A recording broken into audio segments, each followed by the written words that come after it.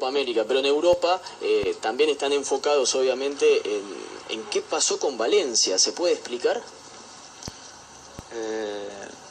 No te entendí muy bien. ¿Qué pasó con el club? O sea, ¿vas a seguir?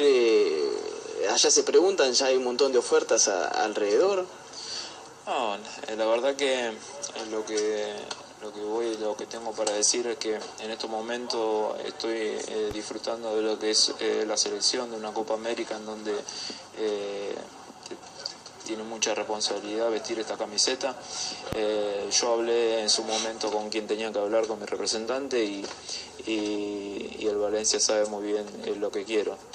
Después mi representante, cada palabra que tenga, obviamente es con mi autorización y él está plenamente con mi autorización para hablar con quien tenga que hablar. Y ahora en este momento, como te dije, mi cabeza solamente está puesta en lo que es la selección, en poder rendir al máximo cuando me toque jugar y la verdad que disfrutar de este momento que es único, ¿no? Sea a través tuyo, de tu representante, ¿el presidente de Valencia sabe que no seguís o se le comunicó eso, como dicen allá?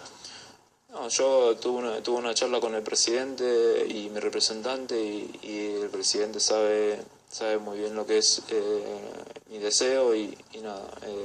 Pero después, ahora lo que le dije a mi representante es mi cabeza está puesta acá y vos